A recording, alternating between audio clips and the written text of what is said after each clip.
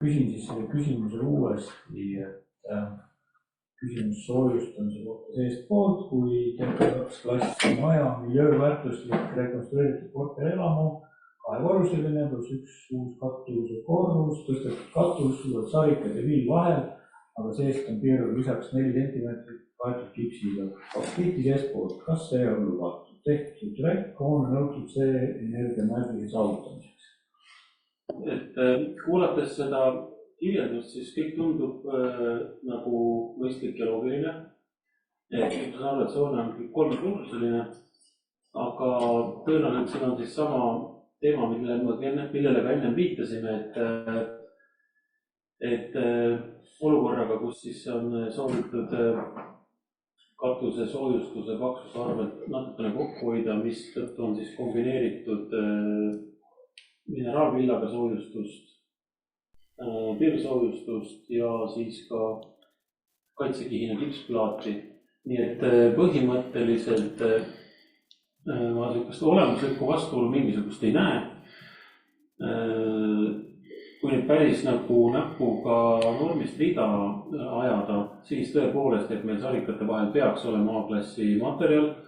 Kui meil on enam kui 2 korrust hoone, ma saan aru, et see on 3 korrust, aga sellist olukorda olen kohanud praktikas päris mitmel korral, kus siis pealtpoolt on konstruktsioon kaitstud mineraalvillaga, keskel on piirsoojustus ja altpoolt siis 4 cm kipsplaati, mis iseenesest on taga 60 minutit vähemalt tuleb püsivust.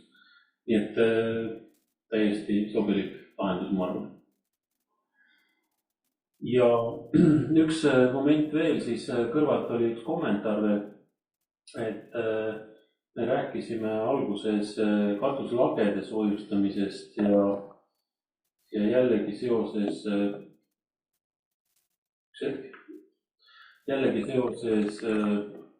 energiatõhususega ja seoses ka päikesepaneelidega, et on üks teema siis, kus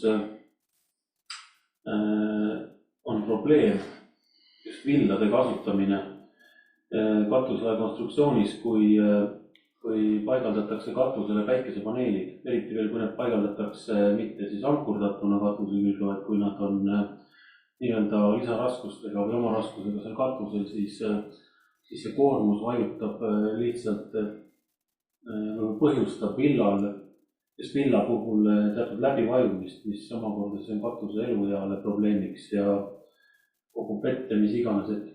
Et veel kord, et ma rõhutan siis selle üle, et nende lahenduste puhul, kus on katuslaed, kus soovitakse päikeseparke kasutada, siis on mõistlik uurida tooteid, mis on katsetatud ilma villakihtideta. Et see, millest ma ennem rääkisin, et see tulev soojustus on villakihtide vahel, et see on siis olukorras, kus on tehtud toodetele standardkatse, aga kui on katsetatud katusekatematerjal ja soojustus koos selliselt, et nad on ilma villata ja ta annab siis selle minimaalse nõude välja, mis meil Eestis on siis BRU T2 klass, ilma täiendava villakaitseta ja samamoodi on ka siis alumiselt poolt see katsetus tehtud, mis annab meile klassi B soojustuse, klassi B nagu terviklahenduse välja.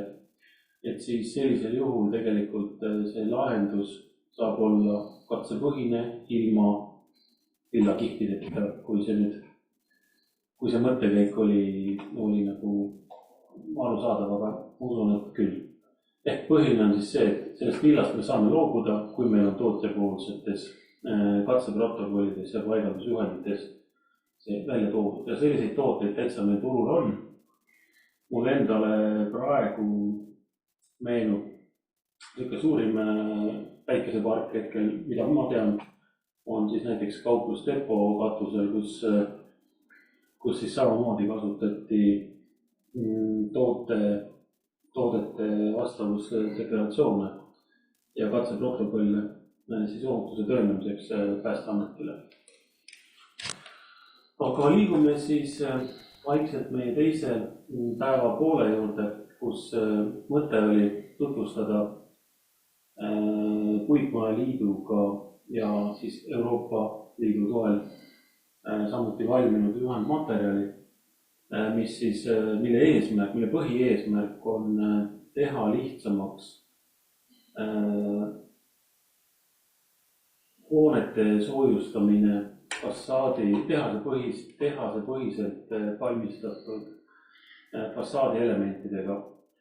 Ja mis mõttes siis lihtsamaks või milles see probleemi kese on see, et ega seda hoonete soojustamist on juba ju aastaid tehtud, ja põhimõtteliselt siis see oli natukene kivi Päästeameti kapsaaeda selles võtmes, et erinevates Eesti piirkondades hoonete soojustamisel samades tingimustes on tekkinud või tekkisid siis varasemalt erinevad käsitlused samas sarnastele olukordadele või erinevad lisatingimused. Ja mis siis kõige nagu keerukam selle asja juures oli see, et selle olemasoleva fassaadi lahendusega teatud olukordi ei olnud ka üldse võimalik või ei olnud väga lihtne muuta. No kas või sellise näite, et kui trepikojal, 5-korruselise kortermaja trepikojal peab olema trepikoja laes või siis viimasel korrusel aken, mis siis avanedes moodustab suitsuemanduspinna efektiivse pindalaga 1 ruutmeeter, mis tähendab kaldavanema akna puhul suurusjärgus 2-3 ruutmeetrit avanevat pinda. Et siis lihtsalt sellist lahendust ei ole võimalik teha olemasolevas 5-korruses hoones. Ainukene võimalus on teha katusele suitsuluuk, mis tähendab jällegi konstruktsioonide siis avade tegemist, katuslae konstruktsiooni ja nii edasi. Ja see on lihtsalt üks näide, samamoodi näiteks minu enda vanemate kodus oli selline olukord, kus korterelamus tekkis, samuti soovisid korterelamus soojustada ja projekti kooskõlastamisel tekkis olukord, kus siis tuli ettekirjutus eraldada trepikota selliselt, et keldri väljapääs ei tule läbi trepikoja, vaid on otse hoonest õue. Ehk siis olemasolev lahendus oli selline, kus kui ma keldrisse läksin või keldrist tulin, siis ma ei pidanud täisõhku läbima, aga kui me maja siis soovisime soojustada, siis tekkis nagu lisatingimus, et kelder tuleb peatrepikojast eraldada. Mis on nagu inimestele nagu keerukas üldse aru saada, miks seda on vaja teha. Päästeameti vaatest muidugi on aru saadav, et kelder sisaldab tavaliselt üsna palju põlevmaterjali, mis inimesed on nii-öelda elamisest üle jäänud ja keldrisse viinud ja kui see tuleval peaks tekkima, siis on hea, kui need põlemisgaasid trepikotta ei jõua. Aga ütleme siis niimoodi, et see erinev käsitlus erinevates Eesti piirkondades takistas ka siis neid renoveerijaid nagu julgelt peale minema just oma plaanidega, sest need olid nagu sellised üllatused, mis nagu tulid ei kusagilt välja ja millel nagu ei tundunud olevat mingit seost hoone soojustamisega. Ja seepärast siis me mõtlesime, et okei, et kui peab käsitlema neid teemasid hoone soojustamisel, siis vähemalt lepime mingites põhimõtetes kokku ja jääme nende juurde, et meil ei oleks siis igas piirkonnas erinevaid lahendusi. Ja kogu selle siis selle juhendmaterjali keskne sisu tugineb siis fassaadi elementidele, mis siis on, nagu siit piltidelt on näha, kõigepealt siis vasak ülemine on siis see puitsõrestik või selline raam, mis siis maja seinale paigaldatakse, mille sees on soojustus, mille sees on teatud juhtudel ka siis ventilatsioonitorustik, millele paigaldatakse uued aknad ja mõningatel juhtudel või üldjuhul paigaldataksegi ka fassaadi kate täiesti sinna peale. Et siis need elemendid lähevad otse seinale suhteliselt väikese siis ajakuluga objektid, et suurem ettevalmistustöö tehakse siis ära teha selliselt. Nende elementide puhul siis võib-olla, kui me selle pildi, esimese pildi juures oleme, siis ma tooks nagu ühe momendi välja lihtsalt, et ma näen, kas mul järgnevatel slaidil on kõige keskmine pilt. Et me siis näeme põhimõtteliselt selle elemendi arengut. Esimesel pildil on ta siis puitkarkass, teisel pildil on puitkarkass, mis on soojustatud villaga, mille sees juba on ka ventilatsiooni tolustik, kui ta läheb seina peale. Et see kolmas pilt on see sama seina konstruktsioon siis element kaetud õhukese villaga, pehme villaga, see on 3 cm paks, vähemalt 3 cm paks. Ja miks ma seda välja toon siin, on siis see, et selliste elementide paigaldamisel üks selline oluline arutelu koht Päästeametiga oli see, et kui need vanad seinad on ebatasased ja nende seinte taga tekivad sellised tuulutuskoridorid nagu õhuliikumiskoridorid. Et siis see on, ühtepidi see on probleem muidugi soojustuse mõistest, aga see on ka probleem tuleohutuse mõistest, kus saab liikuda, kui sinna satub siis suits või tuli, et siis ta saab ka nendes koridorides liikuda ja just see villakiht, mis siin keskmise pildi peal on näha, selle eesmärk on siis tasandada seina peal olevad ebatasasused. Näiteks osad vanad majad, nende seinakatte isegi on selliste nagu kivimübaritega. Et ta on hästi ebatasane. Et siis see pehme vill siin siis peaks olema see, mis kõik selle nii-öelda vastu seina just teeb. Juhendmaterjal ise, ma arvan, et ta valmis esimene versioon sellest 2021 või 2020. Ja täna siis on sellest kodulehe peal, Päästeameti kodulehe peal ja Puitmäe Liidu kodulehe peal üleval versioon number 2. Esimese versiooniga võrreldes ta on nagu tagurpidi keeratud, kui esimeses versioonis oli selline teoreetiline käsitlus nagu ettepoole toodud ja praktilised lahendused lõpus. Siis tegelikult me saime aru, et nii paigaldajale kui ka projekteerijale number 1 on just nagu praktilised lahendused ja teooriat jõuab nii-öelda juurde vaadata, kui on huvi. See on nagu siis üks peamine erisus. Lisaks siis siin on ka täiendatud ja korrigeeritud sõlmelahendusi vastavalt siis tootjate ettepanekutele. Ja selle juhendi kõige siis erilisem moment on see, et meil oli väga pikalt arutelud Päästeametiga ventilatsiooni lahenduse osas, mis on siis ventilatsiooni tolustik, mis paigaldatakse selle puitelemendi sisse. Ja siin oli siis tootjate väga tungiv huvi kasutada ventilatsiooni tolustikena plastmasstorusid, mis täna kehtiva regulatsiooniga on vastuolus. Ehk meil määrus nagu ütleb, et hoonetes üldiselt tuleb kasutada metallist tolustikku väikeste eramitega.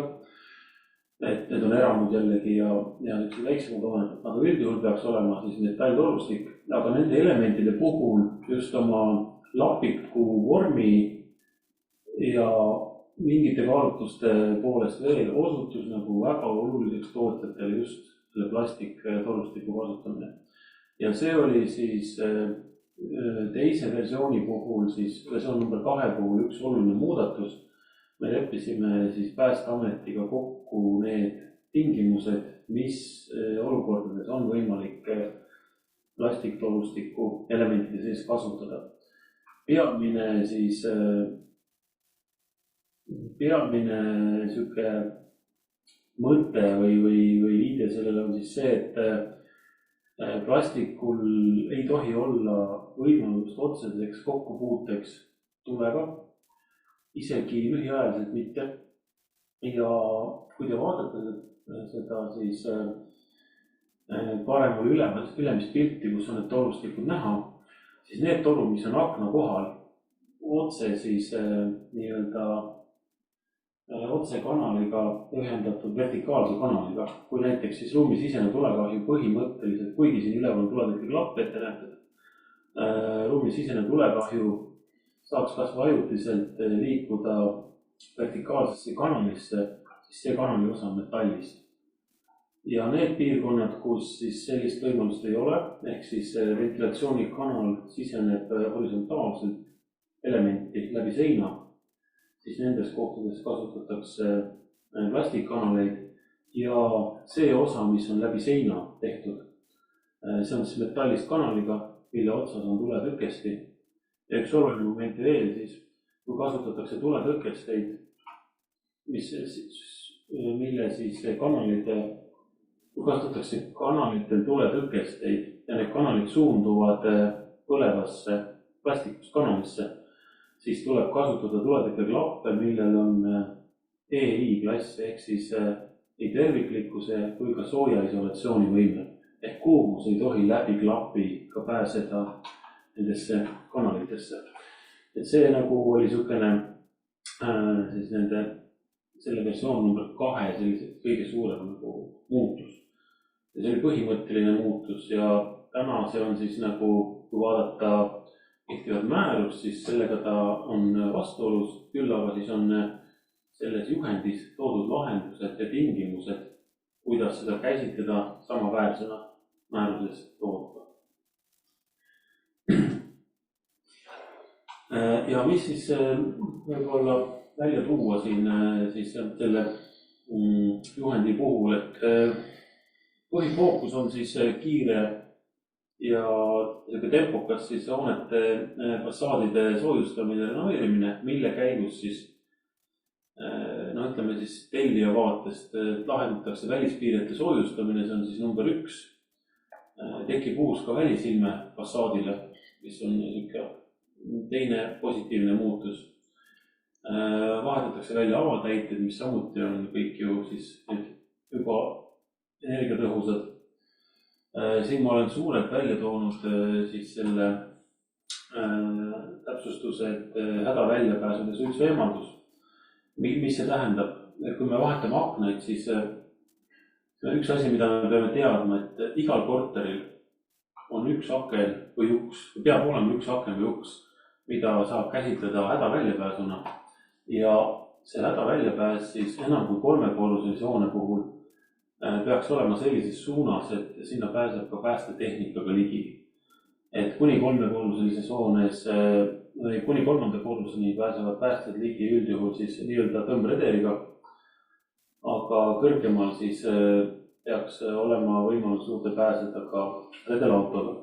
Ehk et kui me aknaid vahetame, siis me peaksime vähemalt selle pilguga korra nende akende lahendused üle käima, et millised aknad peaksid olema hädaväljapääsud. Ja kui me oleme selle valiku teinud, siis hädaväljapääsule ehk selle aknale, mida me nimetame hädaväljapääsuks, tal on omad tingimused, et ta peab olema vähemalt 60 cm lai, ta kõrge ja vähemalt 50 cm lai. Ja kõrguse ja laiuse summa peab olema vähemalt 1,5 meetrit. Ehk siis tegelikkuses, kui mul on 50 cm lai aken, siis ta peab olema vähemalt meetri kõrge. See akna osa, mis on avatav. Ja see ongi nüüd hästi oluline, millele ma tahan tähelepanu juhtida. Hädaväljapääsu puhul on oluline, kui suur on avatav akna osa. Et seal peab inimene nagu mõistlikult välja mahtuma. Et mingi periood meil vahetati aknaid, kus siis akna kitsas pool tehti lahti käivaks ja laiem pool oli siis kinnine. Ja no minu endaga vanemate kodus on niimoodi, et paar akent on sellised, et kui seda akent nagu pesta tahaks, siis on päris keeruline. Et rääkimata siis sellest, et sealt kaudu kuidagi evakueeruda hädaolukorra puhul või nähtame siis sellise tulenetuse korra. Siis mida veel reeglina fassaadi elementidega lahendatakse, on ventilatsiooni kaasajastamine ja ehitise osade asendamine. Et päris paljudel hoonetel juba siis ka täna vahetatakse rõdud ringi.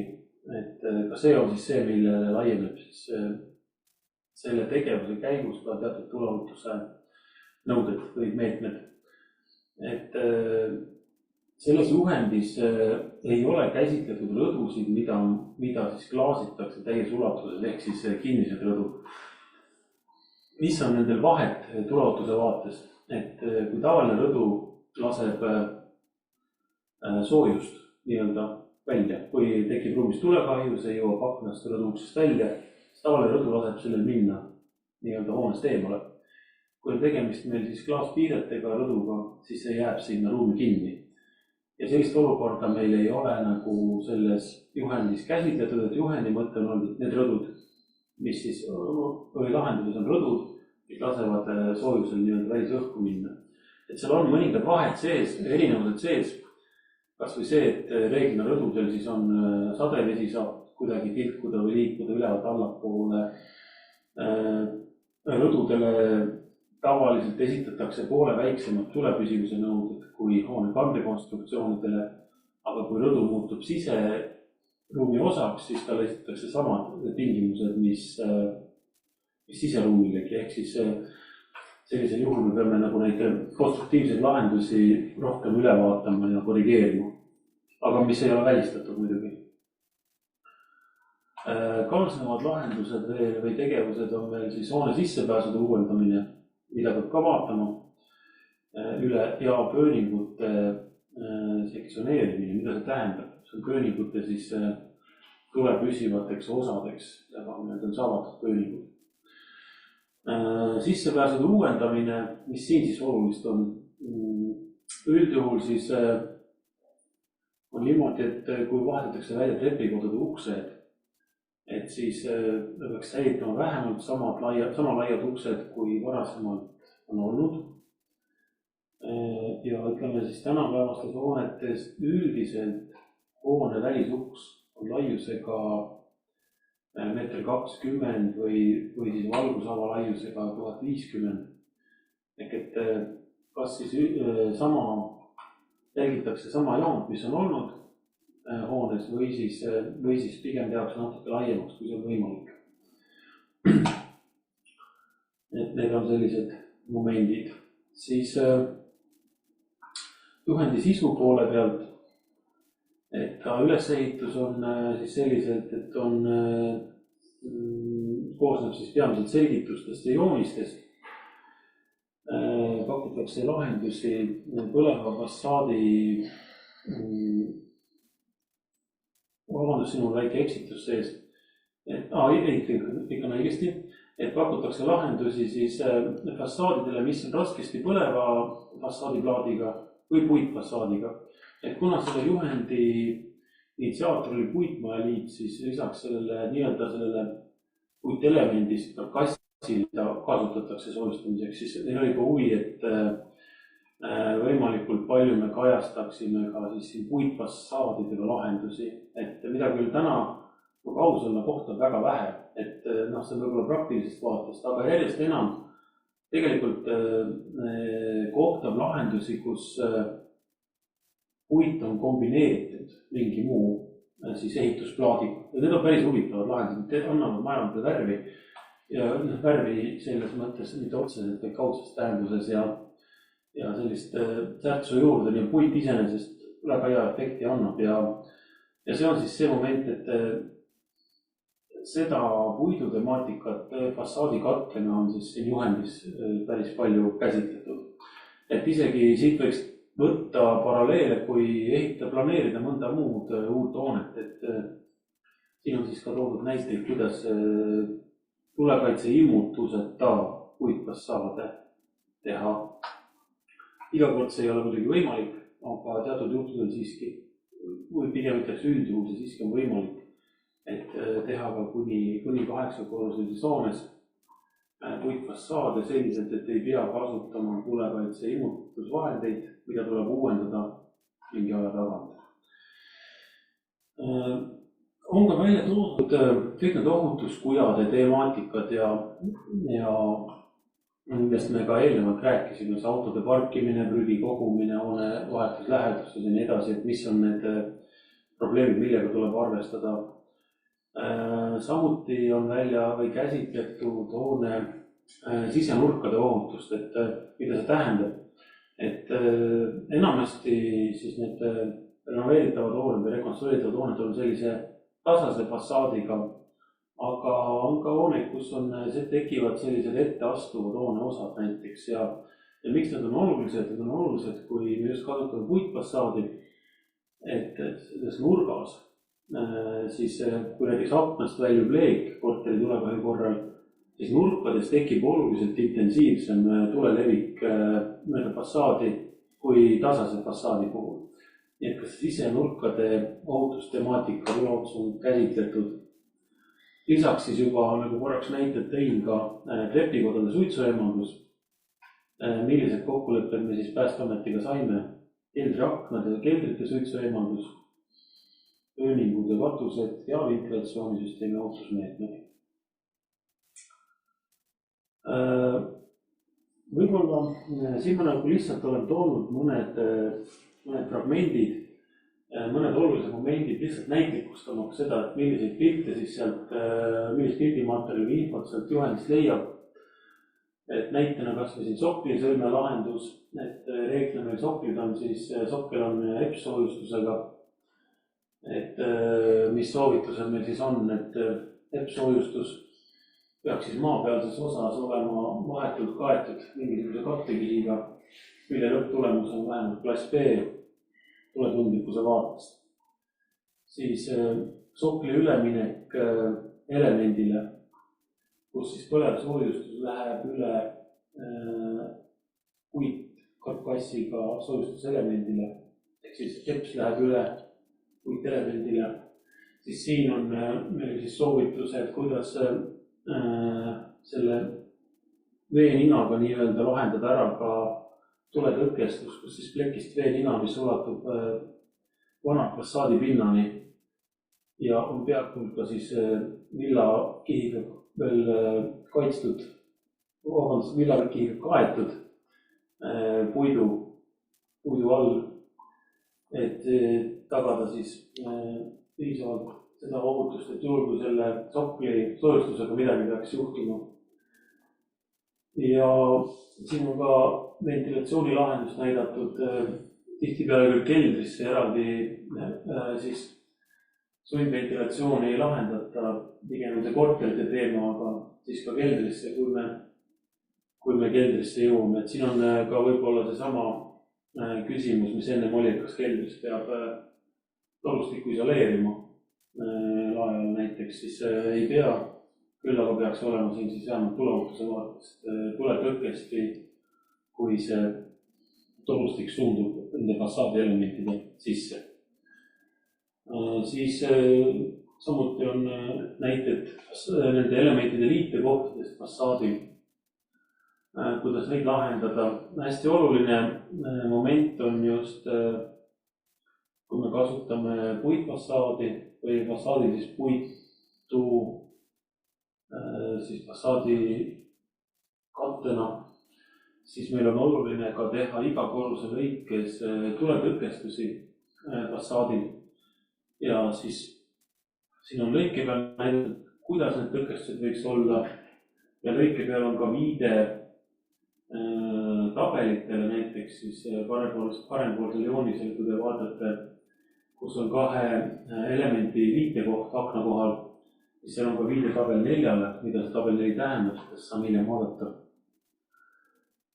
Siis kohe selle juhendi alguses meil on toodud selline plokkskeem nii-öelda, kuidas minna hoone soojustamisega, nagu et enam-vähem niimoodi õigesti asjadele otsa vaadata. Et siin on siis sellised kontrollküsimused, et ma toon ühe näite siis siin niimoodi nagu loen ette, et kas hoonele kõigepealt esimene küsimus, kui hoonele otsa vaatan ja hakkan planeerima siis seda fassaadi lahendust ja soojustuse lahendust, et kas hoonele ligemal kui 4 meetrit on ette nähtud parkimist või ligemal kui 2 meetrit olmeprügi kogumist või kas on naaberhoone ligemal kui 8 meetrit. Ehk need on hoone välised ohutuskujad. Kui need ei ole tagatud, siis me peaksime fassaadi kattega ja teatud juhtul ka soojustusega siis mingeid erisusi ette nägema. Ühe momendina, mis ma nüüd välja toon, täna siin on juba üks viga sees. Ta on viga siis vahepeal muutunud õigusaktist tulenevalt. Olmeprügi kogumiskohad olid varasemalt lubatud, selle juhendi koostamise ajal ka olid lubatud hoonetele kuni vähemalt 20 meetri kaugusele, siis ei pidanud hooned midagi ette võtma. Aga vahepeal on siis õigusaktid muutunud ja nüüd on seda kahekordistatud. Ehk siis nüüd peaks olema prügi ja jäätmete kogumiskohad vähemalt 4 meetri kaugusel. hoone fassaadist. Ja kui meil selliseid ohuallikaid hoone ligemal kui 4 meetrit, ütleme siis niimoodi ei ole, või naaberhoone ligemal kui 8 meetrit, kui neid ei ole, siis mööda järgmist plokkskeemi, et kas fassaadi soojustuse tuuletõkke vastab A2 klassi nõuetele. Reeglina siis, kui me läheme puitkarkasslahendusega, siis ta peabki vastama. Jah, siit edasi, kas hoonele soovitakse puitfassaadi. Täna praktikas üsna tihti ei soovita puitfassaadi, võib-olla ainult siis puitelemente sellel fassaadil, nii et saab mööda i minna. Ja kas fassaadi kiht vastab vähemalt siis klass B välispinnal või rahutuspilu välispinnal. Kui vastab jah, siis on see kindel ja sobilik lahendus. Kui ei, siis peaks nüüd vaatama üle need tabelid, et kuidas me tulelevikut siis fassaadi pinnal tõkestame. Ehk et selline plokkskeem, mis suunab kas konsulteerima või annab kindlustunde, et võiks teemaga edasi minna. Kui me räägime soojustamisest ja soojustusmaterjali valikust, siis tegelikult tuleohutuse nõuete kontekstis me vaatame koos seinakonstruktsiooni, soojustusmaterjali, tuuletõket ja fassaadikattet, ehk neid kõiki elemente peaks vaatama koos.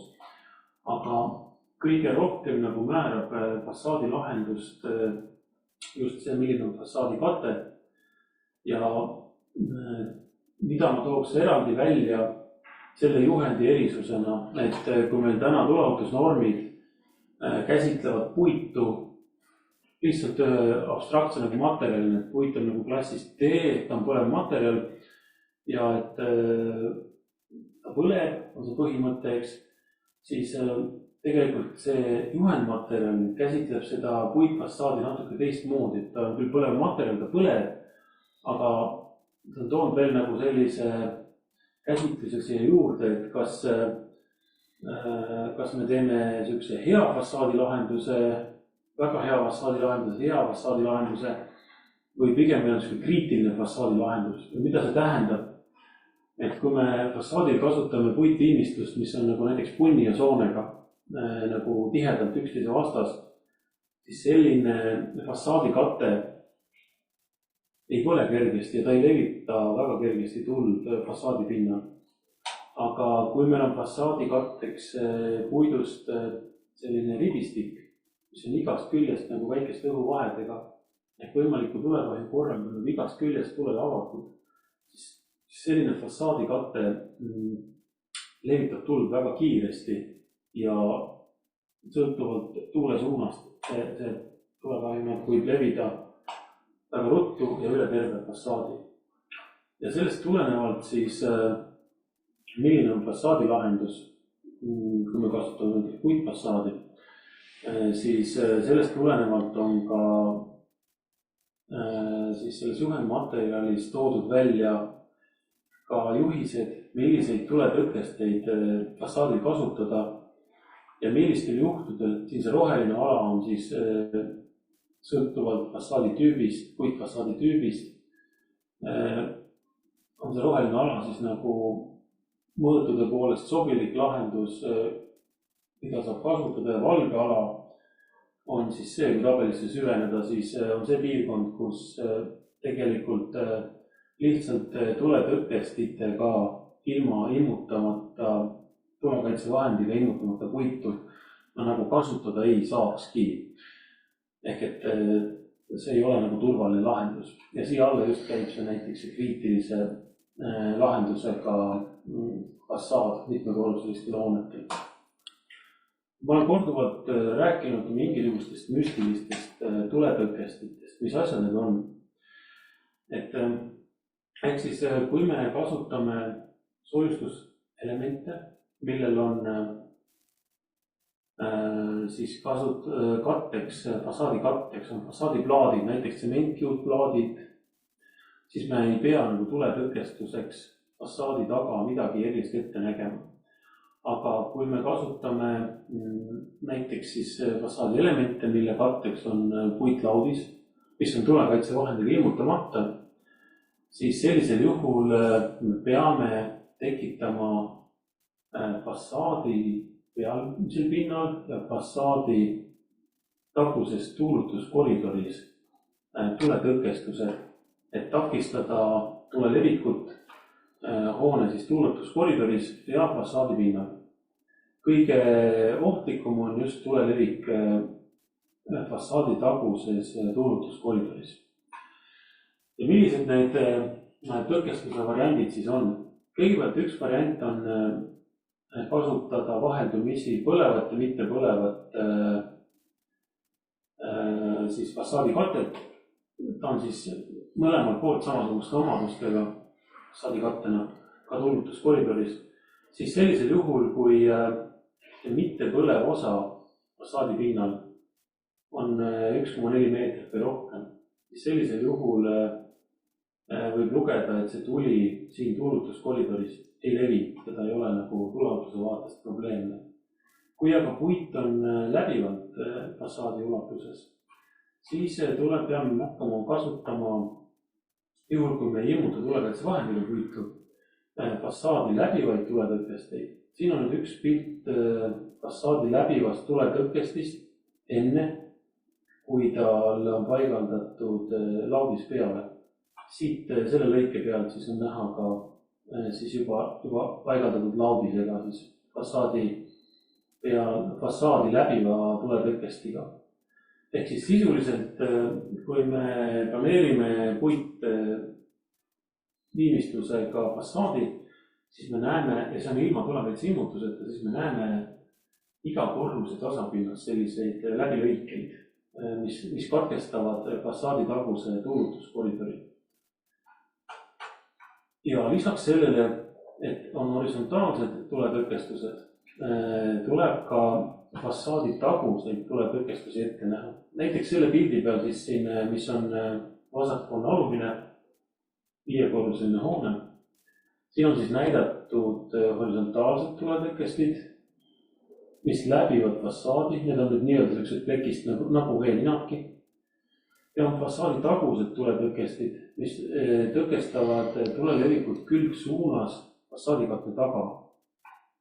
Ja nad on siis paigaldatud selliselt, et ta on siis soojuisolatsiooni materjali ja fassaadikatte vahe siis täidab tihedalt ära. Et tihtipeale täidab selle eesmärgi ära fassaadikatte roovitis, mis paigaldatakse siis soojustuse peale ja soojustuse ja fassaadikatte vahele. Et siis selle puitroovitisega, näiteks nagu ka siis siin parem alumine pilt on näidatud hoone nurgakohad, et selle puitroovitisega on täiesti võimalik siis horisontaalsuunas fassaadi taga tulelevikut tõkestada. Ja minimaalsed kohad siis, kus see fassaadi tagune tuletõkestus vertikaalselt tuleb teha, on hoonete nurgad, trepikoja nii-öelda lint ja siis korterite sellised piirjooned nagu tinglikult fassaadi peas, nagu on, kus seda tuleleviku tõkestust tuleks teha. Siin on veel üks näide fassaadi tagustest tuletõkestitest, et kui ennem ma tõin näite, et on olemas vertikaalsed tõkestid, millena saab käsitleda siis näiteks puitroovitist, siis fassaadi taguste tuletõkestitena on olemas ka sellised metallproovid või siis paisuva elemendiga sellised lindid, mida saab panna fassaadi taha. Nende peamine mure täna, mida ma olen kuulnud, on siis see, et kuna nad on sellised, nad lasevad küll õhku läbi, aga moodustavad sellise nagu sõrestiku siin, takistavad õhu liikumist. Ja peamine mure on see, et tolmuses keskkonnas, tolmuses piirkonnas siis üsna tihti need avad, mis lasevad õhul liikuda fassaadi tagasi. Selles tõkestis nad täituvad siis kas tolmu või mingisuguse nõgi taolise olusega, mis aastate jooksul vajab puhastamist ja järelhooldust. Aga see on siis üks fassaadi taguse tõkestuse lahendus. lahendus või võimalik lahendus. Ehk siis puitfassaadidel me peame silmas pidama siis seda, et me neid, kui me ei immuta puitu, siis me peame tuletõrkestusi ette nägema. Rõdude puhul, nagu ma enne välja tõin, oli siis see, et rõdukonstruktsioonid reeglina, rõdukandri konstruktsioonid reeglina peavad olema ka tulepüsivad, aga nende tulepüsivus on poole väiksem kui hoonel üldiselt. Ja tavaliselt hoonetel, korterelamutel näiteks on siis 60 minutit tulepüsivust. Kui me projekteerime rõdukandri konstruktsioone, siis need peavad olema vähemalt 30 minutit. See 30 minutit puudutab siis poste, mis rõdusid kannavad, puudutab talasid, mis rõduplaati kannavad. Ja see ei puuduta näiteks siis seda rõduplaati, kui see on vineerist näiteks, et siis selle kohta see ei käi. Kõik see, mis nagu kannab nii-öelda rõdu osa, et sellel on siis R30 nõue. Lisaks siis enam kui kahekorruselises hoones see põranda konstruktsiooni tuletundlikkusele esitatakse piirangud, et meil siin see põranda peal ei saa olla enam kui kahekordses hoones lihtsalt avatud puitrestid, vaid siin saab kasutada kas siis näiteks puitplastikut, millel on siis tuletundlikkuse klass B olemas, või siis muid lahendusi, muid rõduplaate. Aga enam kui kahekordses hoones siis tavaline puit siin põrandal maha olla ei saaks. Kaimel küsimus on. Nii, tuli vahepeal info, et ka on üks küsimus. Jaa. Küsimus sokli vastu maapealse fassaadi osa horisontaalse tuletõrke kattiku kohta. Kui keldrit ei ole ja soklis on EPS, XPS ja üleval on pirv, kas siis nende vahel ikkagi vajalik tuletõrke kattik või pigem mitte? EPS, XPS, pirv on samasuguse tuletundlikkusega E.C. Ja keldrit ei ole hoonel, jah? Kui keldrit ei ole, jah? Kui keldrit ei ole, siis seda ei ole nii täpselt juhendites lahti kirjutatud, sealhulgas ka siis normides. Aga üldine põhimõte on siis see, et sokli katkestus, tuletõrkestus horisontaalne tehakse umbes 1,5 meetri kõrgusel. See on nagu esimene katkestus. Ja selle tegelik põhjus on siis see just, et kui on keldriaknad, kui keldrist peaks leek väljuma, siis see katkestus nagu peaks toimuma. Kui nüüd keldrit ei ole, siis mina ütleks küll, et tõepoolest ma olen nagu küsijaga nõus, et see esimene katkestus siis peaks olema esimese teise korruse vahel tasapinnas või siis akente ümbruses, nii nagu oli ka varasemalt näidatud selles juhendmaterjalis. Ja sellist päästamatu juhendmaterjalis, mis teil kodulehel üleval on. Aga nüüd rõdu juurde tagasi tulles siis, mis siis veel, rõdude puhul siis nagu tooks veel välja selle, et rõdude puhul, rõdukattena siin võib kasutada hüdroisolatsioonina täiesti tavapärast ka katusekatte materjali. Tal peaks olema siis vähemalt B-ruut T2 nõuetele vastavus, sarnaselt siis katuselegi. Ja rõdud üldjuhul projekteeritakse selliselt, et hoonest väljuvad leegid ja põlemisgaasid pääseksid kergesti õhku. Ehk mida ma öelda tahan, mul on üks küsimus, kas minu hiire liikumist on näha? Ei ole, okei. Mida ma öelda tahan on see, et kui rõdusid planeerida uusi, siis nad peaks ulatuma, rõduplaat peaks ulatuma vastu seina.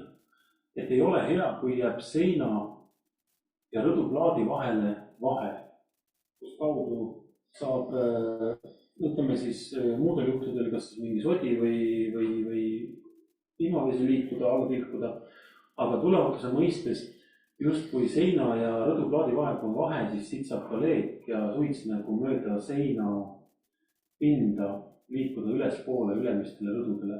Et et rõdu peaks olema projekteeritud selliselt, et rõduplaat on tihedalt vastu seina, mis suunab selle leegi majast eemale. Ehk siis ta läbib selle rõdu aluspinda ja suundub hoonest eemale.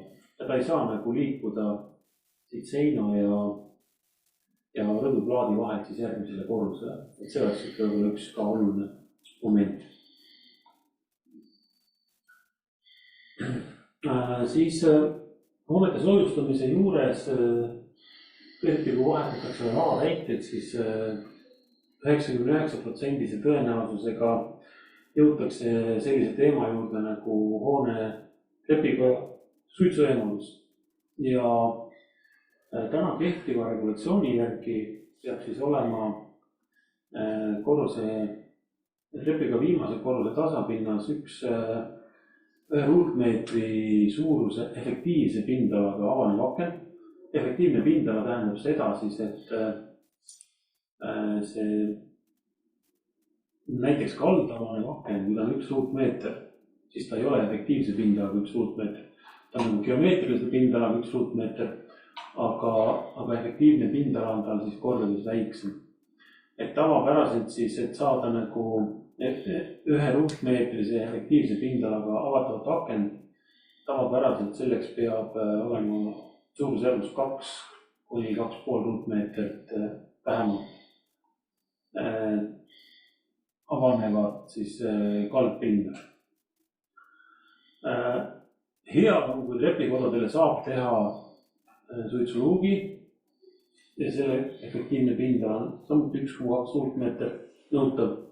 Sellise luugi mõõdud on 1,2 korda 1,2 meetrit katuslaes. Aga paraku praktikas nagu ma ei tea väga palju hooneid, kus seda oleks tehtud või kus seda oleks saanud teha sellise suurusega suitsuluuki trepiga lahke panna. Et seetõttu me ka arutasime seda Päästeametiga päris pikalt ja me saime sellise kokkuleppe nendega, et seda 1 ruutmeetrist ava olemasolevatele hoonetele nende rekonstrueerimisel ei nõuta, kui iga korruse tasapinnas on vähemalt 0,5 ruutmeeter käsitsi tiibavatav, siis mitte kaldavane, vaid nii-öelda tiibavatav aken, vähemalt 0,5 ruutmeeter pluss siis viimase korruse aken, kõige viimane aken tehakse elektriliselt avatavaks. Ja siis avanemise nupp peaks olema esimesel korrusel. Et sellise nagu kokkuleppe me saime Päästeametiga, kas see on hea kokkulepe või mitte. Varasemalt see käsitlus oligi selline, et trepikodadel olidki ainult avatavad aknad igal korrusel. Aga täna nagu need normid on selliseks läinud ja väga nagu järeleandmisi selles osas tehtud. Nii et see oli siis selline kompromiss nagu, et seda luuki, kuhu ei ole võimalik igal rajada, valdavalt ei olegi võimalik seda rajada, et siis viimane aken on elektriliselt avatav, sõltumata sellest siis, mis ta siis pindal on. Et see mõte on siis selles, et sellest nupust avatavast aknast saab nii-öelda selle esimese suitsu välja lasta ja siis edasi igal korrusel veel avada aknad, kui selleks on vajadus. Kui nüüd mingit muud varianti ei ole, siis siin on väike trükiviga, tuleb kortermaja trepikodadesse ette näha mehaaniline suitsueemaldus. Millal selline olukord üldse võiks tekkida? See kõlab nagu väga hirmutavalt tegelikult, eks, et see on väga keeruline sinna rajada korterelamusse, olemasolevasse. Aga selline olukord võiks tekkida, võib-olla kell need tüüpmajad silme ette tulevad, siis osadel hoonetüüpidel oli selline olukord, kus trepikoja eest jooksid korterite rõdud läbi. Et trepikoja oli aken, aga tegelikult see aken oli siis ruumi ülemises kolmandikus, trepi ülemises kolmandikus, trepikoja seina ülemises kolmandikus. Ja kui ma oma siis trepikoja kõrval olevast korterist läksin rõdule, siis ma sain ka minna rõdule, mis oli trepikoja ees. Ja nüüd aegade jooksul on trepikodasid neid rõdusid klaasitud ja kui on tekkinud selline olukord, kus siis on klaasitud kinni ka need rõdud, mis paiknevad trepikoja taga, ja siis see trepikoja tegelikult see suitsemanduse aken siis hoopis avaneb rõdule, siis tegelikult siin siis nagu on kaks varianti, kas uuesti see rõdu avada selliselt, et suits saaks levida välisõhku või siis katusele siis paigaldatakse suitsemandusluuk või on trepikojas mehaaniline suitsemandus nagu jah. Ma lihtsalt ütlen kuulajatele, vaatajatele, kes võib-olla või nendele, kes võib-olla ei ole ekraanile vaadanud, et siis nüüd ikkagi vaadata ekraanile, et anda siis seda tavalise ülekat, saaksime teile täiendkoolituse tunnistuse või koolituse läbimise tunnistuse saada. Aga ja selleks on veel mõned sekundid aega, et rohkem ma selle teemal ei räägi. Siis üks oluline teema veel, mis siin läbi on käinud ja täna tekitab veel vastakaid arvamusi. Hoonete soojustamisega seonduvalt Päästeamet tihti võtab ka teemaks keldrite suitsueemalduse, keldrikorruste aknad ja suitsueemalduse. Et tihtipeale aegade jooksul on keldrikorruste aknad kinni müüritud ja nüüd hoone soojustamise käigus on siis soov veel see sokkel ka ära soojustada ja jääbki mulje nagu poleks kunagi aknaid olnud. Et täna siiski, tänase seisuga veel Päästeamet tahab näha, et kui need aknad on nii-öelda omavoliliselt kinni müüritud, et need taas avatakse keldrite suitsueemalduse jaoks. Aga siin nüüd tekib üks vastuolu selle õigusliku regulatsiooni osas, mis meil praegu ringi liigub. Et tõenäoliselt olete kõik kuulnud, et päevakorras on hoonete keldrites varjendite või varjekohtade rajamise vajadust siis kajastav eelnõu, mis tähendab seda, et paljud keldrid muutuvadki varjekohtadeks tulevikus tõenäoliselt. Ja sellisel juhul vastupidi just keldrikorrustel nagu aknaid ei soovita väga näha. Et see on üks moment, mille Päästeamet peab ise ära lahendama ja ära otsustama. Aga täna on siis see veel, et täna siiski soovitakse akente avamist, kui need on omavaliselt kinni ehitatud ja ei ole suitsueemaldust muul viisil lahendatud. Kui aga tekivad varjekohad keldritesse, siis nagu need põhimõtted tuleks üle vaadata või läbi mõelda uuesti. Toon ühe näite Soome siis need varjendid. Eestis küll olemasolevatesse keldritesse enam varjendeid rajada ei saa, küll aga varjekohtasid. Et Soome varjendites siis on üks keldriboksidel üks aknaid ei ole, aga on üks luuk, mis on varu väljapääsu luuk, mis viib sellisesse 1,5 korda 1,5 meetrit tunnelisse, mille kaudu saab natuke hoonest eemal maapinnale minna. Ja seda tunnelit siis käsitletakse Soome nõuete kontekstis ka suitsueemalduskanalina siis keldri ruumidest. Ja seda siis suitsueemaldust teostatakse päästemeeskonna kaasabil. Et umbes sarnast nagu kompromissi tõenäoliselt ootame ka Eestis Päästeametilt, kui hakatakse varjekohtasid keldritesse rajama. Siis see juhend käsitleb ka tuleleviku tõkestamise lahendusi katusekonstruktsioonidesse. Sellest oli ka korra juttu, kui meil on siis suured pööningud hoonetel, siis ka parempoolsel pildil on toodud siis näide, kuidas pööninguid peaks jagama siis osadeks selliselt, et tuli ei saaks levida kogu pööningu ulatuses, kui pööningud on suuremad kui 800 ruutmeetrit. Ehk iga 800 ruutmeetri tagant peaks tekkima pööningule selline sein, mis ulatub põhimõtteliselt katuse katteni. Ja siin siis juhendis on ka püütud enam-vähem anda sellele seinale siis lahendus, kuidas seda teha selliselt, et ta ka oma eesmärki täidaks. Ja teine teema on siis tuleleviku tõkestamine aknast räästasse ja tunduvasse katuse konstruktsiooni. See on siis nii-öelda nõutav enam kui kahekorruseliste kortermajade puhul, millel on puitfassaad.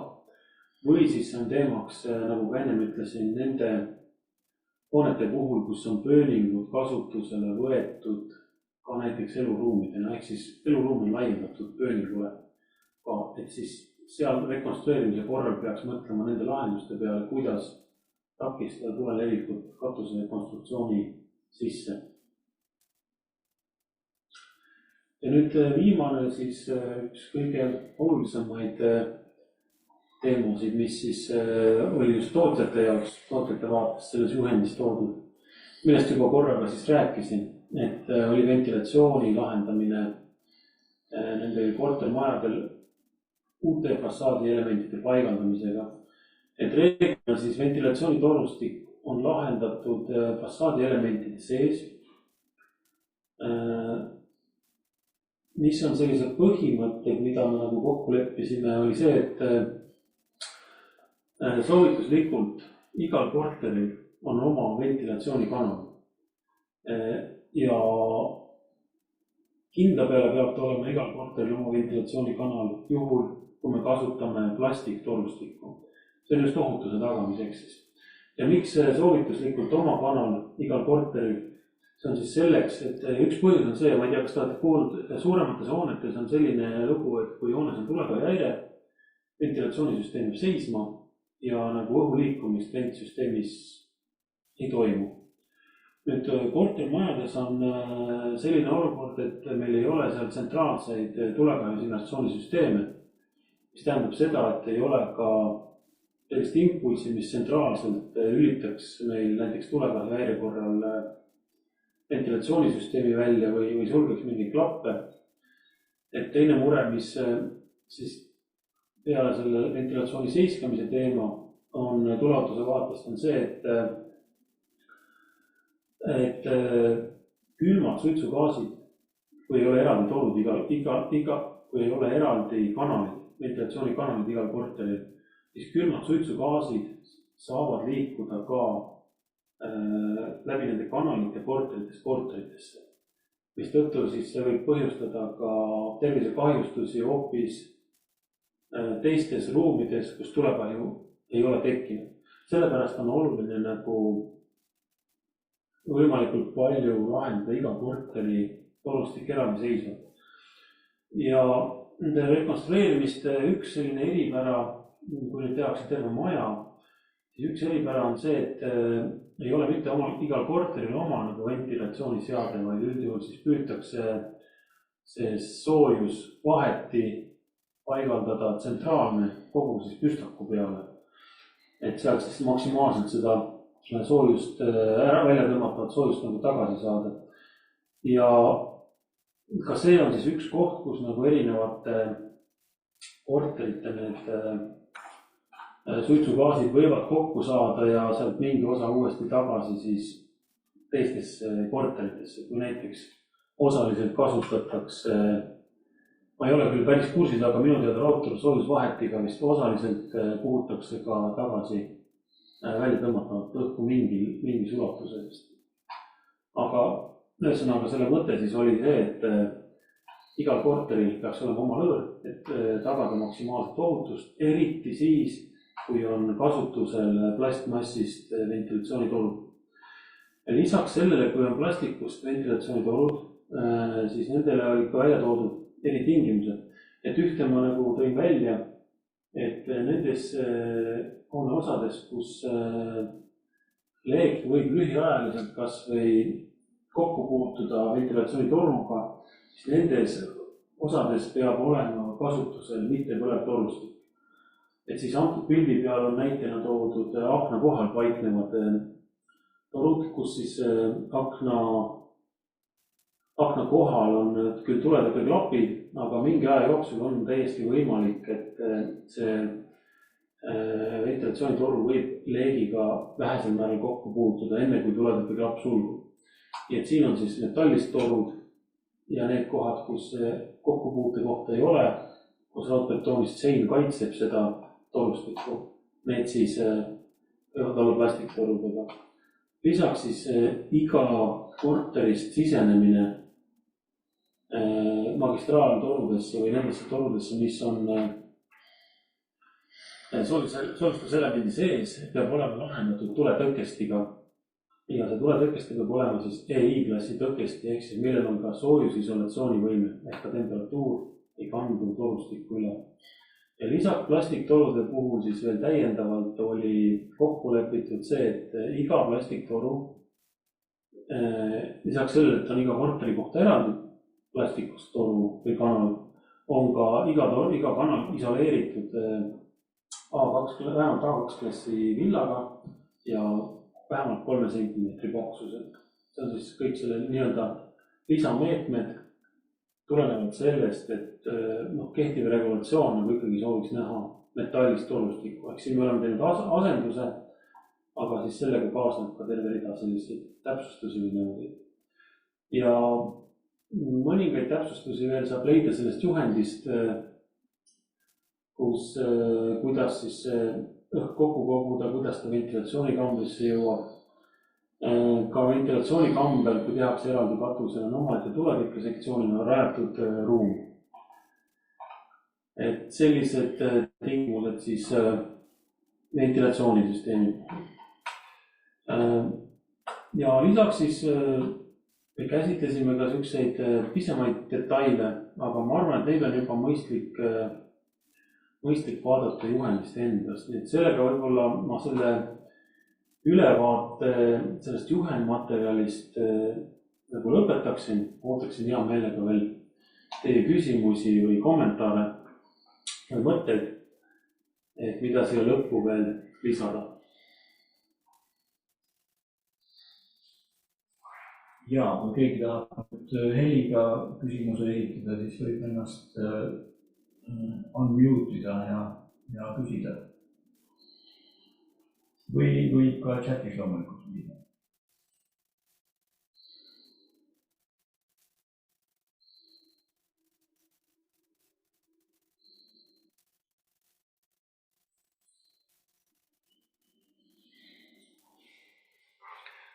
Ma küsiks sellist küsimust, võite vaikselt, et võid arutada selle üle. Mul on väga huvitav, kui palju see risk tegelikult on, et meil siin juhtub see õnnetus, kui juhtub, on ju, et meil Eestis väga ei ole neid selliseid suuri tulekahjud õnneks olnud.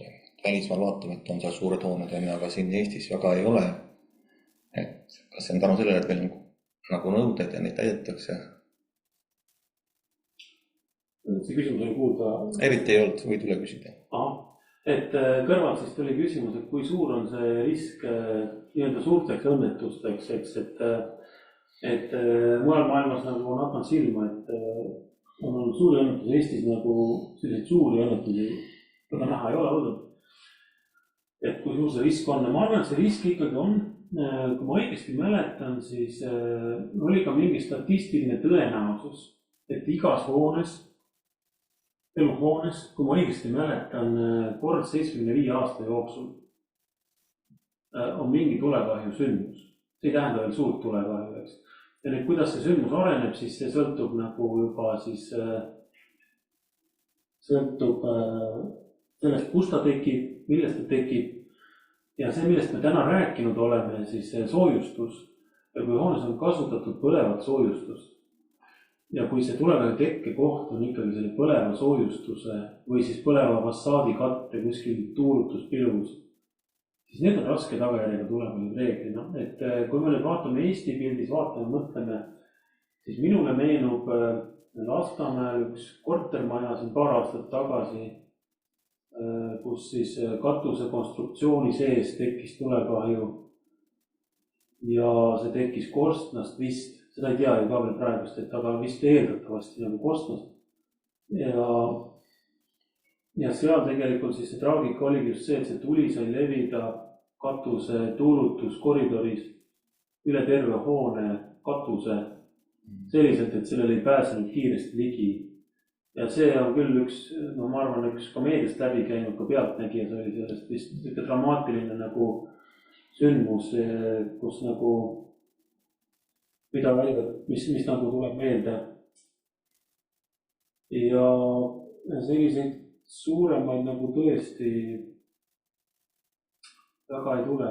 Ehk et peamiselt suured tulekahjud ikkagi on seotud jah, selle tulelevikuga päästjate jaoks ettearvamatul kujul, sest täna juba päästevõrgustik on selline, et üsna kiirelt reageeritakse, üsna kiirelt jõutakse kohale.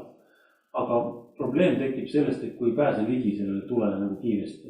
Ja kui ta saab nii-öelda lipsata nendes tuulutuskoridorides eest ära, et ehk siis see võtmeküsimus ongi just need tühimikud, igasugused tuulutuskoridorid, kas nendes on tulelevik tõkestatud või mitte.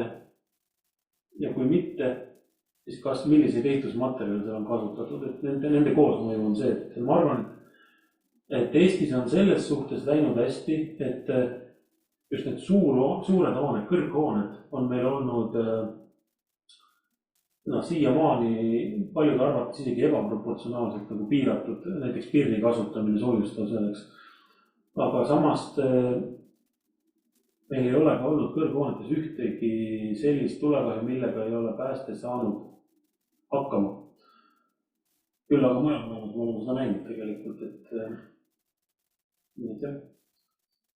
Aleksander küsib, et kust võiks leida sõlmede näidiseid just tulevatud kviilkatustel, keeruline koht, fassaadi tuulutuse üleminek tuulutatavale katusele, väga kinni vist seda ei saa panna. Kust neid sõlmenäidiseid võiks leida?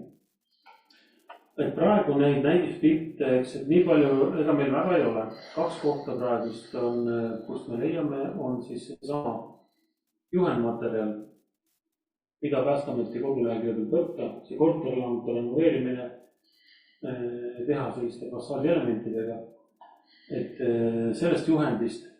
Ja teine koht, kus meil on, millele ka ühe küsimuse käigus viidati, on see sama standard ehitisele esitatavad tuleohutusnõud.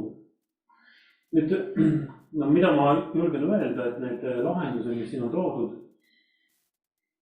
võib-olla ei ole nagu kõige paremad või nad on nagu võetud kuskilt, mida on siin Põhjamaades või kuskilt kasutatud, eks neid näiteid on toodud siia.